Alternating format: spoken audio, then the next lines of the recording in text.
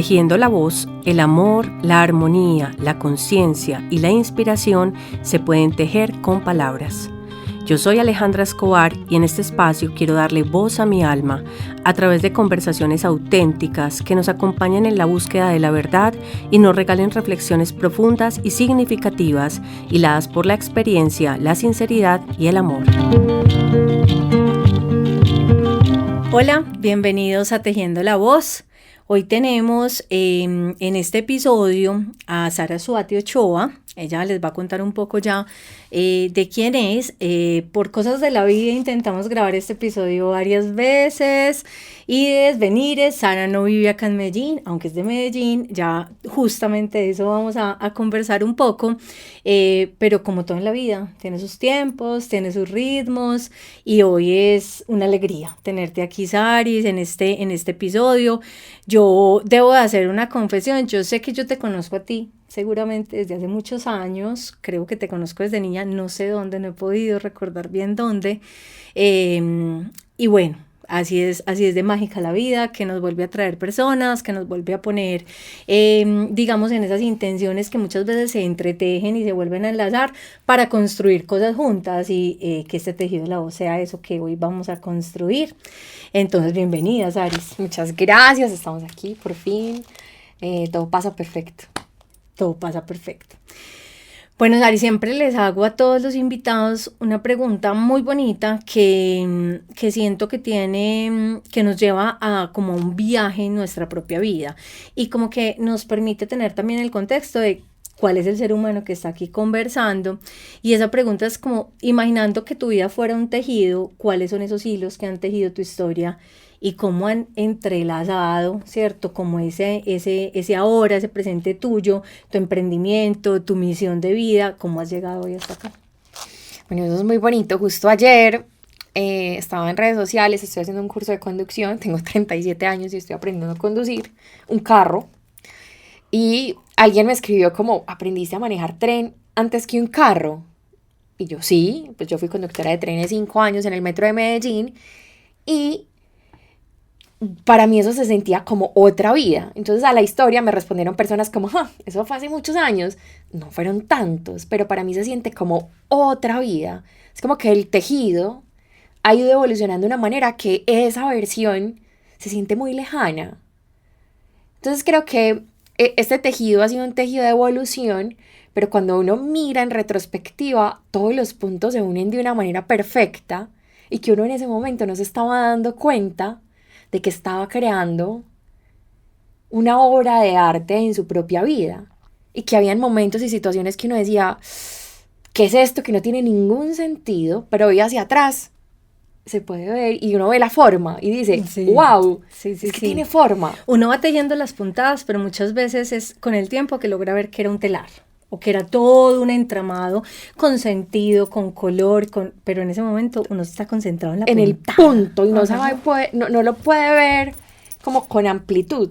Y creo que hoy estoy en un momento muy bonito de mi vida donde puedo ver esa completud, aunque no es que mi vida esté completa, pero hacia atrás lo puedo ver con mucha belleza, incluso de los momentos más difíciles. Entonces creo que hubo una línea muy importante que fue una línea de la victimización, del sufrimiento, de una vida muy difícil, que creo que eso es lo que me ha dado la oportunidad de ser hoy lo que soy. Porque puedo acompañar desde yo sé cómo se siente estar ahí. Yo no me lo estoy imaginando. Yo sé cómo se siente. Y desde ese lugar sé que uno puede salir. Entonces yo tengo una fe así magnífica, gigante en el ser humano. Yo creo que todos los seres humanos pueden cambiar su vida. Creo que el ser humano tiene una magia gigante. Entonces creo que ha sido, todo se ha construido desde ese lugar, como renacer de las cenizas, como ser capaz de lograr una versión muy bonita de algo que se pudo haber quedado en un lugar infértil como es la victimización. Además mi nombre siempre me ha gustado, la verdad.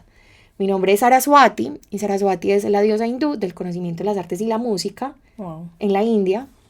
Es una de las deidades principales y pues mi nombre siempre fue como, mi papá vivió en la India, mi mamá y mi papá estaban en una religión que se llama los Hare Krishna, esa era su creencia cuando yo nací, Entonces, obvio, el nombre viene de allá y para mí siempre había sido como un nombre muy raro. Pero ahora que me dedico a esto, que viajé a la India, que estuve en Bali, que pude ver los templos, que pude entender el significado de lo que es la diosa Saraswati, es como, esto estaba predispuesto, esto estaba disponible para mí, aunque yo no lo supiera. Ahora todo tiene un sentido. Ahora todo tiene... Entonces la gente es como, es que es tu nombre espiritual, no es mi nombre de verdad. Además porque se llama Saraswati, el apellido no es Swati, es Saraswati. Es un nombre, completo. Y eso también me hace como pensar qué tan trascendente y qué tan importante puede ser justamente ese tejido que incluso hacen los padres antes de nuestro nacimiento en nosotros mismos, para que incluso el nombre pueda llegar a tener una connotación tan profunda que uno puede ir encontrando, ¿cierto? Como ese sentido y esa conexión en su vida. Y qué bonito que lo encontraste allá. Sí, claro, y que además todo me ha ido formando, todo ha sido como un... Por ejemplo, cuando era pequeña, pues mi nombre tenía todos los apodos habidos y por haber. Entonces yo tuve que formar en mí es mi nombre, lo acepto y tú puedes pensar lo que tú quieras de mi nombre, no me importa el bullying. Ajá. Algo similar pasó en el metro hay muchas personas, pues éramos muchos conductores, entre 300, 400. Y solo una Saraswati. Solo una Saraswati, pero también era como como mucha gente hablaba de mí, yo decía, lo que hablen de mí está en esa parte de allá. Uh-huh. Y ahora que estoy escribiendo mi primer libro, es como... Me estoy exponiendo de una manera que sé que van a haber muchas personas opinando, pero sé que lo que importa es lo que yo pienso de verdad. Entonces ha sido como una formación muy gradual a lo que es realmente la vida. Claro, eso te ha formado el carácter y también entender que lo que está allá es de ustedes, ¿cierto? Lo que el otro piense, lo que diga es del otro y bueno, que tanto entonces ya yo me formo mi propio criterio y mi propio carácter. Total. Sari, me gustaría que conversáramos y que abriéramos esta conversación de este episodio contando, con que tú nos cuentes un poco cómo es ese estilo de vida que hoy llevas, ¿cierto? Como enfocándonos un poco hacia cómo el viajar, ¿cierto? Se ha convertido también en una manera de vivir la vida con una conciencia muy plena, ¿cierto? Y qué te ha llevado o qué te llevó a tomar esa decisión, cómo empezó este viaje, no solo de desplazarse del lugar, sino de vida, de camino. Listo, yo soy viajera, soy nómada, pero vivo viajando por el mundo. No soy como de las que va, se queda una semana y sigue. No, yo vivo el mundo.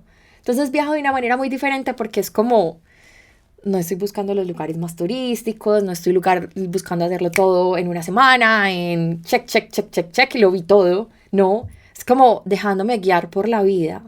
Como que la vida va entregándome regalos en cada momento. Ha sido un viaje que me ha conectado mucho con mi intuición. Aunque antes estaba muy conectada con ella, ahora es como muchísimo más porque al final es que de eso se trata, estoy conectada con el todo, ha sido muy bonito. Llevo ya 3 años viajando, que mi hogar es el mundo, no tengo un lugar fijo de residencia, sino que el mundo es mi hogar y es como un lugar muy expansivo. Ha sido también de gestión, porque evidentemente no es todo lo romántico del planeta, como viajo por el mundo, ¿no? Porque hay un montón de gestión logística detrás y eso cansa, entonces también tomar las pausas, no moverme tan seguido, como tener mucho cuidado como con el autocuidado y el bienestar, porque al final es mi vida. Yo viajo muy cómoda, no estoy en mis 20 para decir que viajo de mochilera pues, a mí no me da. Viviendo en carpa. Sí, no, soy es otro tipo de viaje. Sí, yo soy como que, no, hay unos límites, porque además es mi vida, no estoy de vacaciones. Entonces es como eso. Me parece hermoso poder verlo todo, poder experimentarlo, asombrarme con la vida que sucede. Y es como todo tan repentino y tan real que uno ni siquiera lo vio venir. Es como estar en una situación de constante asombro y de poder ver el mundo desde una perspectiva diferente. Creo que te cambia las creencias, te cambia la manera de ver y de verte, porque ver tantas cosas diferentes en el mundo es decir como wow, hay miles de maneras de vivir y todas son correctas, ninguna está equivocada, ninguna es mejor que la otra, todas son correctas, válidas y perfectas. cómo empezaste ese camino? ¿Qué te llevó a tomar esa decisión? Mira, hay un momento muy detonante. Yo estaba casada, pues tenía una relación de pareja, vivía en Canadá hacía 4 años. Y yo en esa vida, tenía una vida muy bonita. Eso es algo que cuento y repito mucho, que creo que es uno de los pilares. Y es yo tenía una muy buena vida, una vida muy bonita. Yo no podía decir nada, o sea, tenía una pareja que me amaba, una relación estable, tenía amigos, mi trabajo, todo estaba bien. Pero yo empecé a sentir en mí una sensación que yo no sé cómo puedo explicarla porque no venía de afuera. Y era como que yo sentía que esa vida me quedaba chiquita, como apretada, como... Necesitabas holgura, libertad. No sé, era una sensación. Entonces todo el mundo me decía, pero pues es que Montreal es muy grande. Yo vivía en Montreal, entonces Montreal es grande, es una ciudad grande. Pues viajaba en Canadá, no era que yo estuviera encerrada en mi casa. Y empecé con un cuento de, yo quiero vivir en un hotel. Entonces yo me levantaba en mi casa a decir, yo hoy debería estar levantándome en un hotel. Yo no quiero hacer nada, yo no quiero cocinar, no quiero mercar, no quiero saber nada de una casa, yo quiero vivir en un hotel. Entonces empecé a hablar con mi pareja y sí, metemos todo en una bodega y nos vamos a vivir a un hotel. Entonces como que muchas personas alrededor me empezaron a escuchar y eran como, se les zafó el último tornillo que tenía atornillado. Pero para mí era como... desprenderte. No, yo necesitaba como espacio libre. Y ahí hay una metáfora, había un libro, es un libro de Glennon Doyle, Indomable, un capítulo al principio, que ella habla de un chita que está en un zoológico, y está atraído por un pedazo de carne. Entonces que él hace un show, él corre, pues es el animal más veloz del mundo, y él corre yendo y viniendo, mostrando su velocidad, pero al final está encerrado, corriendo detrás de un pedazo de carne.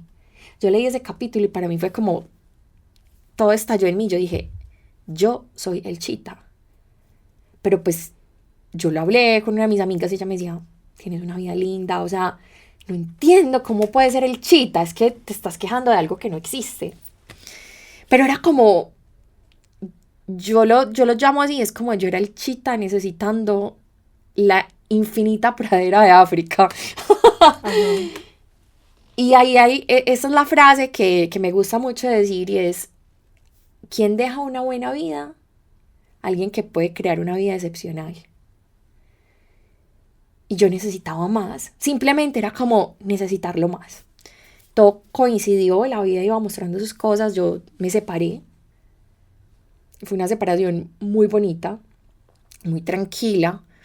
Y yo 2 meses después de mi separación tenía un viaje a Australia a visitar a mi hermanita. Estuve con ella, viajamos en una van por Australia y nunca volví. ¿Y nunca te fuiste pensando que no ibas a volver, o sí? No, yo tenía como mi vida en Canadá, pero ya estando en Australia, con todo y el miedo que me daba salir a recorrer sola el mundo, yo decía, no quiero regresar, mi alma no quiere regresar.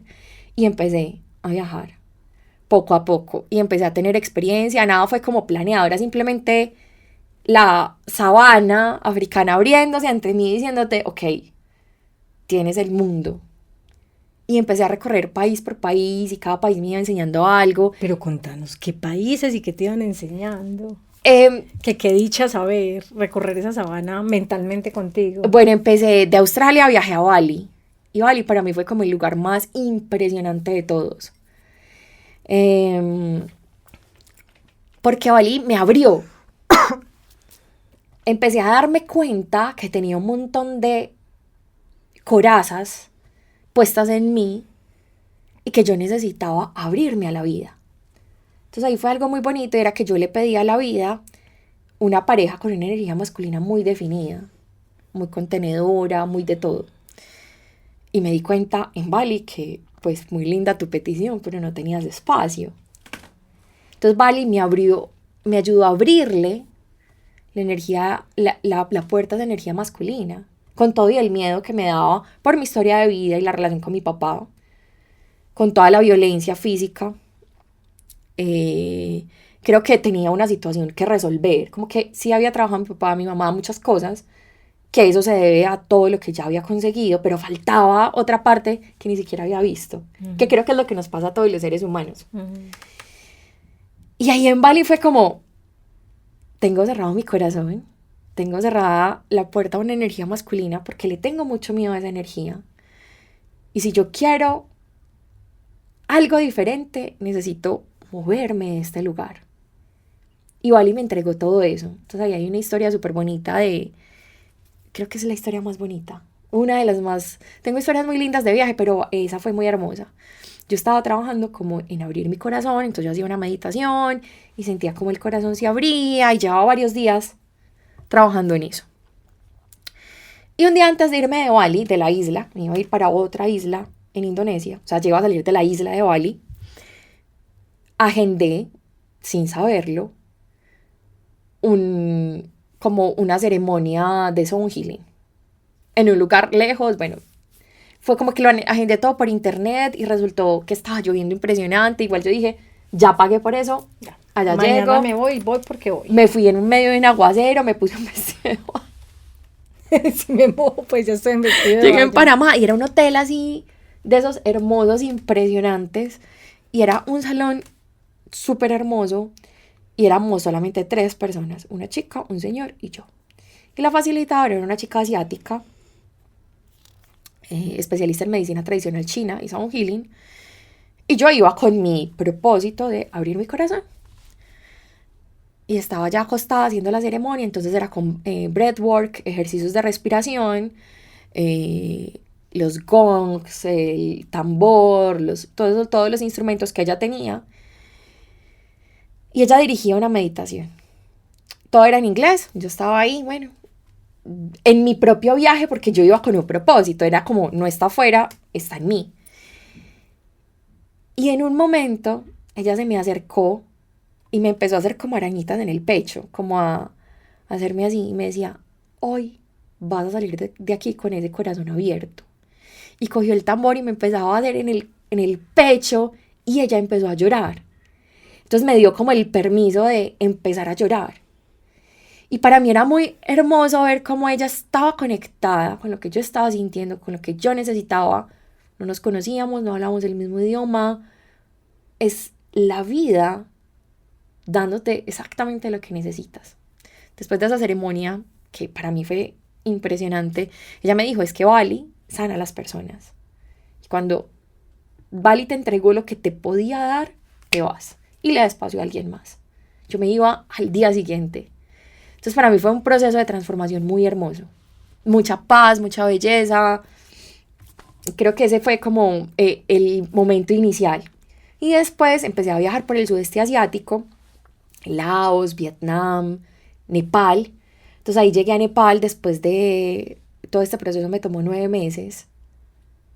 Como de autoconocimiento, autosanación, como esta nueva versión. Pero además iba viajando por el mundo, entonces el mundo me iba entregando esos regalos, Claro. cada uno. Y llegué a Nepal a cerrar, a un retiro en el monasterio de Katmandú. Yo necesitaba un espacio para asentar todo lo que había vivido, para cerrarlo, como para sellarlo y decir, soy capaz de renacer algo nuevo. Entonces fueron esos 14 días en ese monasterio, en ese retiro, como dándole una nueva estructura a todo. Y fue muy bonito. Wow, qué hermosura. Cuando te fuiste de Bali y siguieron los meses de viaje, pues, hasta llegar a Nepal, ¿qué evidenciaste de forma más perceptible o más intuitiva o más, cierto, como que se pueda explicar un poco de cómo fue esa diferencia de tener esa apertura de corazón?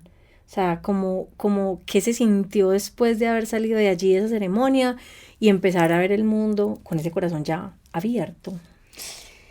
Creo que como fue una apertura en muchas cosas, porque lo que yo hice fue abrirle, creo que la apertura más grande fue como abrirle la puerta a la energía masculina, y eso tenía un componente de rendición, que fue algo que también aprendí, fue como, ¡ah! es que la rendición existe. Yo no entendía qué era eso, pues para mí eso era, me estaban hablando en chino.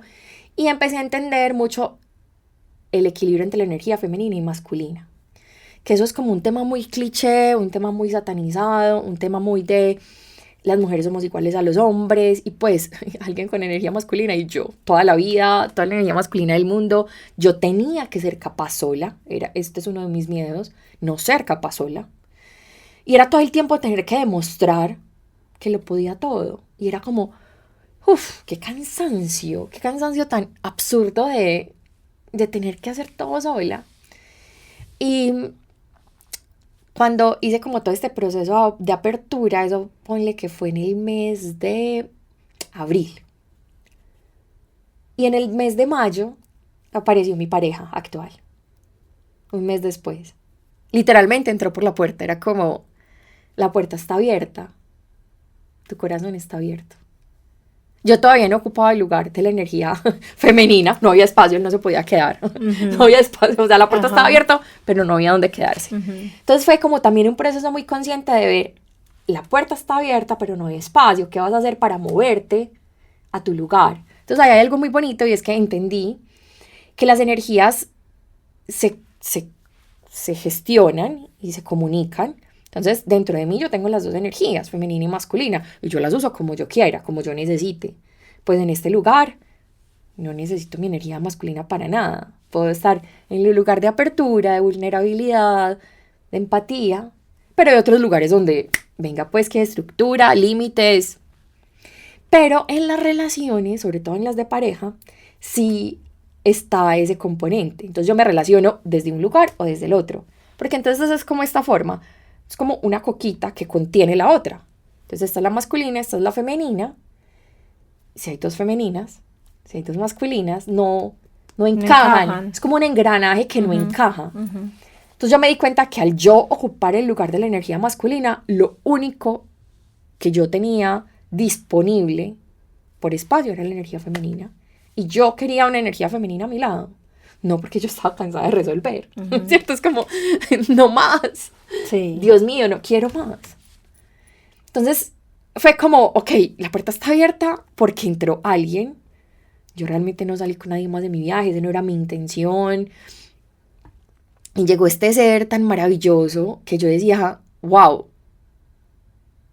Se le ve en sus ojos la transparencia de lo que es. Y muchas cosas que yo nunca había visto. Entonces yo decía, wow, sí está abierta, pero ahora necesito limpiar por dentro la casa para poder seguir trabajando. Claro. Abriendo un espacio que me costó mucha resistencia. Yo no les voy a decir, esto fue color de rosa.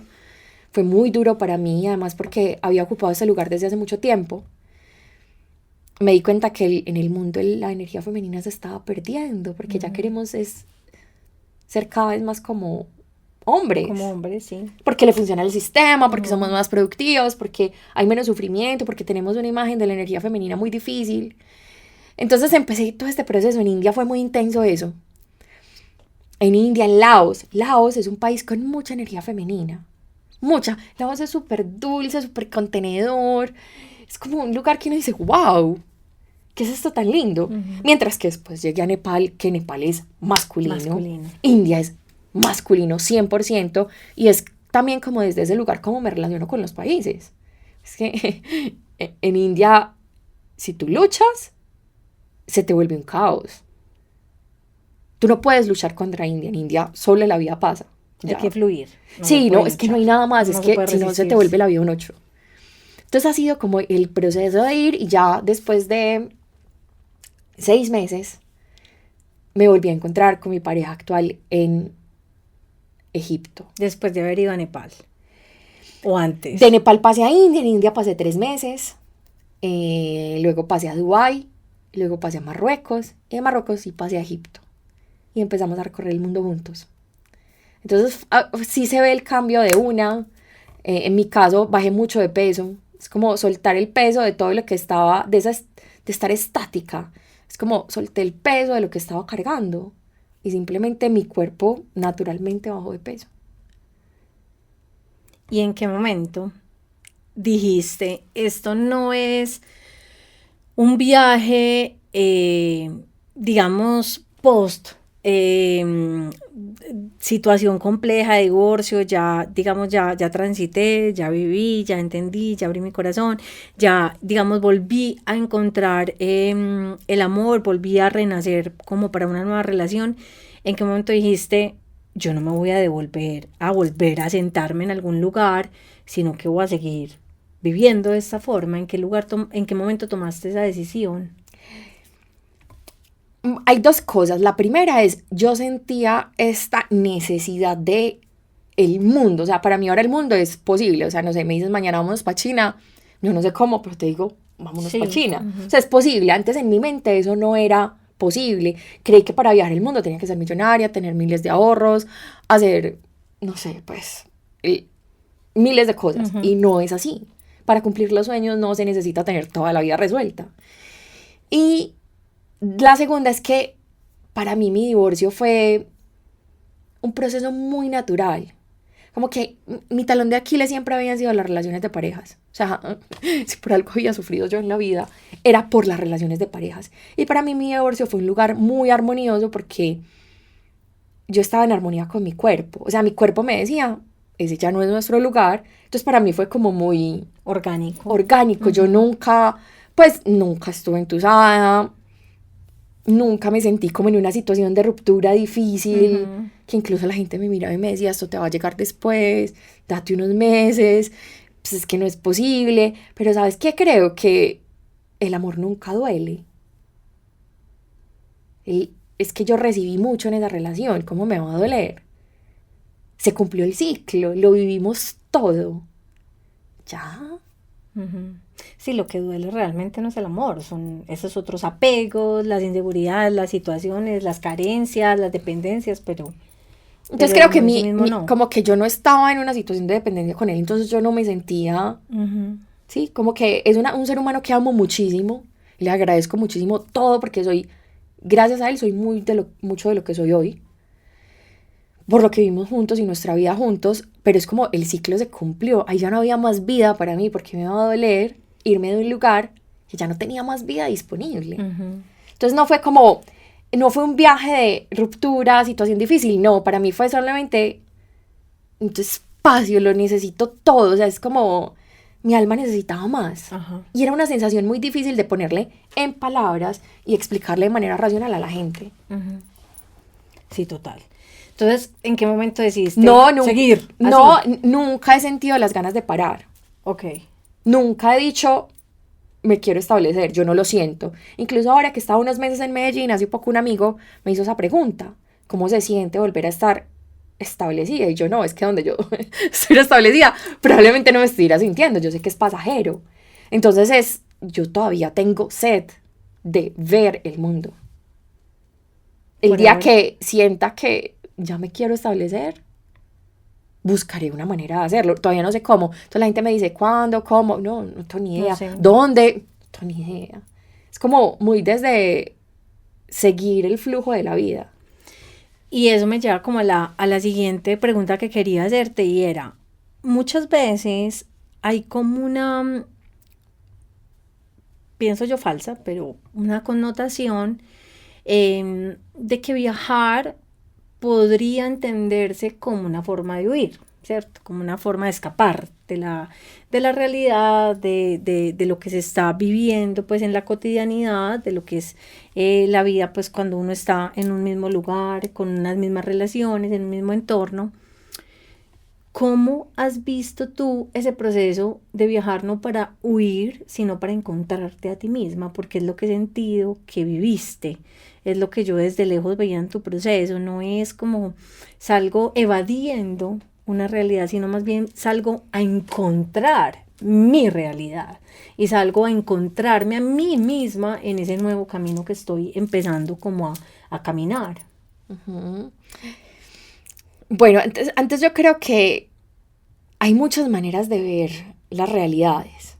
Y es como, creo que de pronto acá en Colombia o en Latinoamérica hay unos estándares muy arraigados de cómo se debería ver la vida. Cómo lleno el checklist para ser suficiente, para ser aprobado, para pertenecer. Y es como hay muchas maneras de vivir la vida y de vivir las situaciones que nos van a llevar a expandirnos. Yo pudiese haber hecho el mismo proceso de expansión, de autoconocimiento en mi casa, sí, claro. Pues no lo dudo, pero no sé si lo hubiese soportado. o si lo hubieses gozado tanto también. Claro, porque afuera todo era hermoso y cada situación tenía un significado, cada situación tenía una analogía, cada parte del mundo me mostraba como, mira cómo se siente un país femenino, mira cómo se siente diferente al otro. Conocí a personas que era como, wow, ¿qué es esto tan bonito? ¿Qué situaciones de vida tan diferentes? Empecé a reconocer mi privilegio. Y es como una manera de abrirte al mundo. Y ahí hay algo que yo creo que esa vida estable, que también es otro tema muy importante, y es, nos da mucho miedo la incertidumbre. El ser humano le cuesta en general gestionar la incertidumbre. Entonces cuando tú tienes tu vida estructurada, donde todos los días tienes un cuadrito donde puedes meter tus actividades dentro de todo, tú estás minimizando al máximo esa incertidumbre. Claro. Y no tienes que gestionarla. Entonces, cuando las personas se salen de la caja, es como están huyendo de este esquema. Del cuadro seguro. Del cuadro seguro. Sí. Entonces, al final de la historia, ¿sí será huir? ¿O será atreverse a vivir en un lugar donde la incertidumbre es una emoción normal que acompaña al ser humano? Además, porque Daris es una falsa seguridad. Claro. Porque es que, o sea, ese cuadrito te da voz racionalmente una estructura, pero hay que entender, y yo creo que la vida se trata de justamente poder fluir con el devenir de las cosas, y por más que tú estés, no sé, estático en un país, en una relación, en una familia, con un trabajo, eso no te asegura nada de estabilidad. O sea, ¿qué es la estabilidad? Es que son conceptos que nos hemos ido creyendo y que nos han ido vendiendo también, ¿cierto? Como desde la sociedad, desde la estructura, desde los parámetros de ese checklist que estábamos hablando, pero ¿qué es la estabilidad? Porque entonces de un momento a otro, no sé, tu casa se cayó, entonces tuviste que ir de casa, se acabó tu relación, te echaron del trabajo, y entonces, ¿qué vas a hacer con ese cuadrito? Porque no aprendiste a vivir en el fluir normal de, digamos, la liviandad que pide la vida, ¿cierto? Como el poder ir traspasando cada uno de los momentos con toda esa conciencia, con holgura. Pues esa cajita es un engaño, finalmente. Es una falsa ilusión de control. Claro. ¿Sabes? Que yo le hago es una analogía. Y es como, imagínate que, no sé, aquí son las 12 del día, un buen ejemplo. Y tú te sientas acá a hacer fuerza de decir que se vuelva de noche, que se vuelva de noche, que se vuelva de noche, que se vuelva de noche. Va a llegar un momento del día donde se va a volver de noche. ¿Por qué tú lo controlas? No, porque total. se vuelve de noche. Entonces los seres humanos nos aferramos a esa sensación de control, lo único que hacemos es perder energía. Y eso es falso de toda falsedad. Entonces yo aprendí desde hace muchísimos años, empecé a atravesar situaciones de mi vida de mucha incertidumbre. Entonces creo que aprendí cómo a surfearla. Ajá. Y creo que en el viaje simplemente me conecté tanto con mi intuición que era tan fácil hacer todo. O sea, mi viaje fue fácil, fluido, perfecto. O sea, nunca me pasó nada, nunca me vi en una situación difícil, jamás. O sea, en todos los países, en todo este tiempo, jamás me he visto. Antes es como mágico, es como se resuelve todo. Se resuelve, alguien viene y te dice, esto lo haces así, mira, esto llegas allá, y es como sentirme sostenida por la vida, sin saber cómo va a pasar. ¿Qué va a pasar? Porque es que al final esa es la fluidez, yo no necesito saber cómo va a pasar, es como vivir el misterio de la vida, pero vivirlo como con emoción. Yo no sé qué va a pasar, pero sé que va a ser emocionante. Ajá. Y porque también eso que dijiste es súper bonito, porque esta intuición es lo que te permite vivir en esa fluidez con la tranquilidad de saber que todo lo que está pasando, pues está pasando de la forma que tiene que pasar. Y sobre todo con una mirada de aprendizaje y de asombro que reconozco en ti muy poderosa, porque no necesariamente el estar en Laos le va a enseñar a alguien sobre la energía femenina de un lugar. Porque no necesariamente estar en Bali le va a enseñar a alguien sobre abrir su corazón. Es decir, cuál es la mirada, ¿cierto? Y cuál es el propósito y cuáles son las ganas y la alegría que le pongo a este recorrer mi vida para que al mismo tiempo la vida me esté enviando los regalos que yo estoy recibiendo. Creo que se trata más de una actitud, más allá incluso del lugar, ¿cierto? Es más bien como una actitud y como una mirada, como unas gafas en donde tu filtro está como súper adecuado para aprender, para ver el fondo, para ver más allá, para sentir, para dejarte guiar por eso que te está murmurando el corazón adentro. Y eso está en ti, no importa dónde vayas, eso está en ti. Entonces, qué bonito recorrer ese camino, recorrer esos lugares, pero con los oídos, el corazón y los sentidos abiertos a poder como agarrar de eso lo mejor, ¿cierto? Y como traerlo al interior. A un aprendizaje, a un cambio de perspectiva. Uh-huh.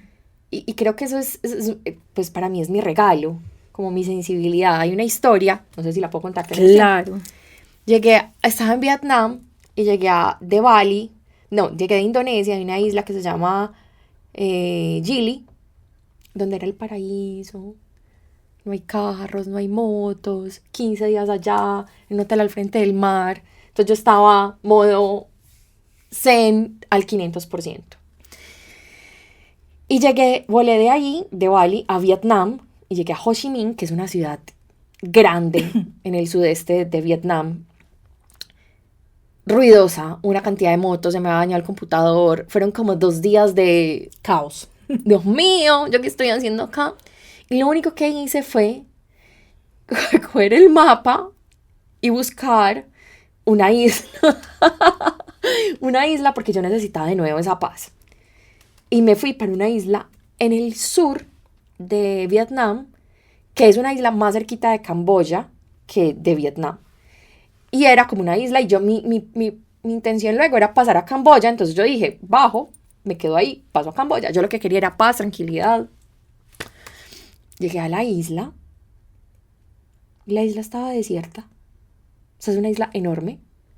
No había gente. O sea, yo estaba como en un complejo turístico enorme. No sé, 1000 apartamentos. O sea, gigante.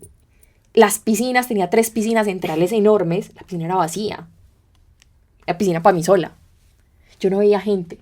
¿Y por qué? Yo llegaba a los restaurantes y todo era vacío. Y yo decía, ¿qué es eso? Parecía un pueblo fantasma. Y yo era como, yo no entiendo.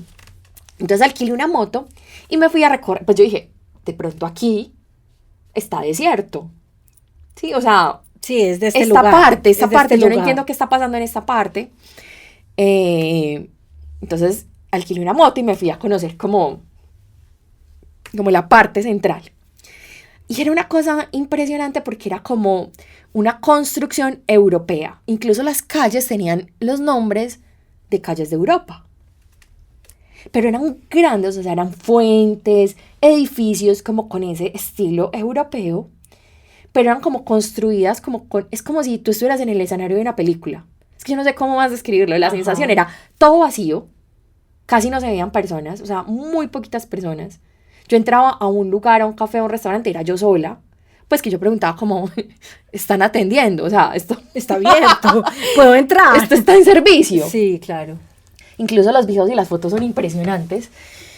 Y era como si estuviera construido un set europeo, donde fueran a grabar una película y yo estaba ahí como en la mitad de todo. Y después, más adelante, me hice amiga. Dentro de ese condominio gigante donde yo estaba, ahí cerquita había una panadería. Y era una panadería de un señor francés que estaba casado con una tailandesa. Y tenía una panadería francesa. Entonces yo me iba a tomar el café y me hice amiga del señor francés. Como yo hablaba francés, por haber vivido en Montreal, un francés muy básico, empecé a conversar con él y un día yo le hice la pregunta. Y yo, venga, pues, perdón, pero no entiendo eso. Entonces él me dijo, es que esta isla está construida para que los vietnamitas, que para ellos es tan difícil salir de Vietnam, porque eso es como un estado comunista, pues eso es un gobierno extraño y para ellos es muy difícil poder tener su pasaporte y salir a viajar. Ellos construyeron esta isla para tener como Europa en Vietnam. Wow. Y por eso es que todo lo ves así. Entonces yo le decía, desde mi juicio, yo le decía, es que todo es muy raro, es como una réplica de Europa, como hecha en papel maché. Pues yo le decía como... Entonces él me decía, claro, es que ellos no pueden salir. Entonces ese día fue muy bonito porque entendí el privilegio. El privilegio que yo tengo y los otros no. Claro. Y es como no es temporada y como eso está vacío. Entonces como desde mi mirada privilegiada, la vida puede ser, qué error venirme para esta isla, esto todo vacío, aquí no hay nada que hacer. Y es, wow, para mí fue como, me cambió la visión y dije, qué privilegio. Y como desde mi privilegio es que juzgo. Todos los juicios vienen del privilegio. Entonces fue un aprendizaje muy lindo de ese tipo de regalos, así que recibo en mis manos como de la vida. Qué bonito, hermoso. Y qué fuerte también, pues como qué tanta represión tiene que haber para llegar a construir un lugar así. Como una réplica de algo a lo que no puedo ir, o sea, que no tengo la posibilidad de ir a conocer. O sea, es increíble que en este mundo nos pasen esas cosas, ¿no? Entonces él me decía, tú puedes viajar a Europa cuando quieras, ellos no. Y yo, wow. Claro, tengo un privilegio que a veces ni valoro, ni puedo ver, es que no lo puedo ver. No lo puedes ver, claro. Me pasó en la India. En la India una vez estaba en un tren de 3 horas y se me sentó un señor al lado, con el celular a todo volumen, todo el volumen, el más volumen que se imaginen, y a pasar videos, como de TikTok o de algo así. Yo 3 horas con el señor al lado, con eso ahí, yo decía, yo me voy a morir. Enloquecer, sí. Y es entender que para él eso es normal. ¿Por qué? Porque él nunca ha tenido el privilegio del silencio. Yo sí. Uh-huh. Él vive en un lugar donde hay ruido constante. Él no tiene el privilegio del silencio. ¿Por qué lo habría de tener yo? Uh-huh. Ellos ni siquiera lo pueden ver. Sí, no lo pueden contrastar.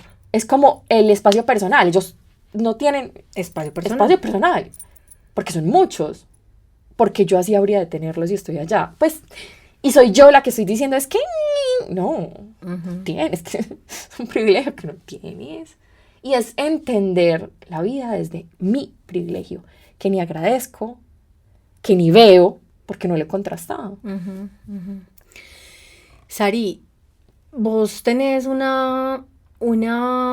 camino recorrido con la creatividad muy bonito. ¿Cómo surgió ese camino? ¿Cuál es tu mirada a la creatividad y cómo lo pones hoy, pues como en acción en todo lo que haces? Yo creo que desde chiquita, desde muy pequeñita, he amado el arte. Si yo hubiese podido escoger qué sería en esta vida, sería artista. Creo que es lo que más me llama la atención. Incluso es lo que yo consumo. Pues en redes sociales yo consumo arte, ilustración.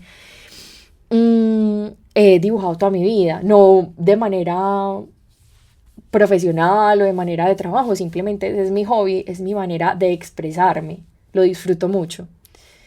Pero me di cuenta en un momento de mi vida que lo mejor que yo sabía hacer era crear cosas, crear. Y eso es a lo que me dedico ahora, a crear herramientas y maneras de que las personas puedan transformar su vida, ir hacia adentro, verse en su interior. Que eso es muy bonito. Que hay algo que las personas tienen mucho miedo. Y es como yo no me quiero ir a ver adentro porque adentro voy a encontrar cosas muy feas. Y a mí me gusta decir, te acompaño a conocer el maravilloso camino, a recorrer el maravilloso camino de conocer tu interior. Porque es que adentro hay unas cosas que uno ve son divinas, dentro de nosotros hay cosas hermosas, lo único es que nos hemos puesto tantas capas de corazas, de cosas que no nos sirven y nos pesan, que antes el proceso es quite, para poder encontrar eso bonito, Entonces me gustan las cosas bonitas, creativas, coloridas. Tengo una conexión muy, muy grande con los colores, con la vida de colores. Y que cómo lo tangibilizas y cómo acompañas a las personas. Para quienes están escuchándote, de pronto qué tipo de procesos puedes acompañar y cómo los puedes ayudar a recorrer ese camino al interior. Bueno, tengo pues como lo primero que es como nació este camino, que fue hace ya casi 10 años, que es como las sesiones 1 a 1, que es como un proceso de acompañamiento de cada persona. Es como un espacio muy particular donde llevo como unas palabras mágicas para cada persona cada día. Y trabajamos a través de la intuición desde eso. Entonces vamos creando conversaciones y luego empezaron a aparecer herramientas como talleres. Entonces, por ejemplo, hay un tema que ha cambiado mi vida por completo, que es trabajar mis miedos. Yo tengo la vida que tengo hoy gracias a que un día me puse y miré mis miedos de frente y les dije, ok, vamos a arreglar esto. No me pueden seguir controlando de manera inconsciente. Entonces, creé un taller de miedos, un taller de sueños, taller de intuición, porque entonces me di cuenta que es un recurso impresionante que a mí ya me sale fácil, porque me conecté con ese sentido. Entonces saco talleres. Entonces, por ejemplo, yo sé que el tema de los miedos es muy denso, que es como, no me vendas un taller para venir a ver mis miedos. Porque... Sí, como, gracias. Gracias. Estoy muy bien viendo no la película compro, en mi casa, ¿cierto? Sí. Me pongo a ver Netflix. Sí. Entonces, eso trae unas ilustraciones, que es como, ay, yo vi los muñequitos tan lindos y dije, bueno, sí, me voy a escribir, ¿cierto? Es como... Pero llegan acá con ir al fondo. Ajá.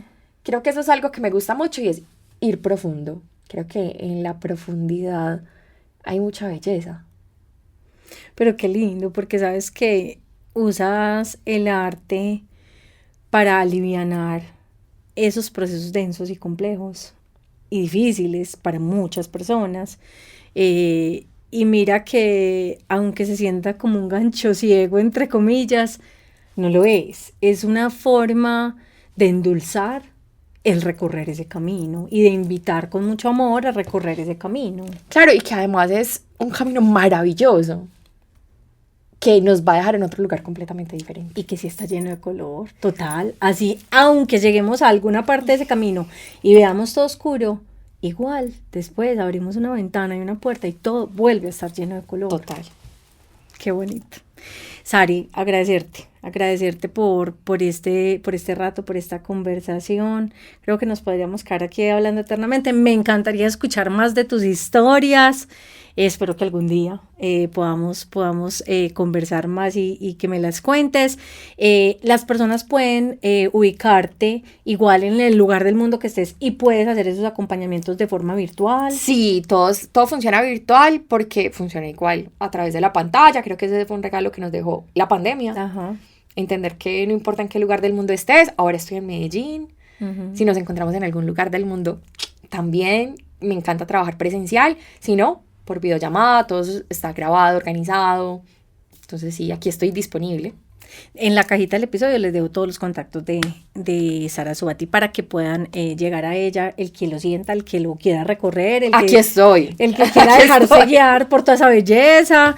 Entonces, de verdad, agradecerte por este poquito de magia que hoy nos regalaste, por este poquito de color que hoy nos regalaste, por esa enseñanza tan bonita de ver los ojos con esa mirada, con esos lentes multicolores para recibir siempre los mejores regalos del mundo. Gracias, Aleja. Gracias por este espacio de comunicación. Es como un poquito de esperanza, de positivismo, de, hey, podemos hacerlo diferente. Y es más fácil de lo que nos imaginamos. Y es más fácil, sí, total.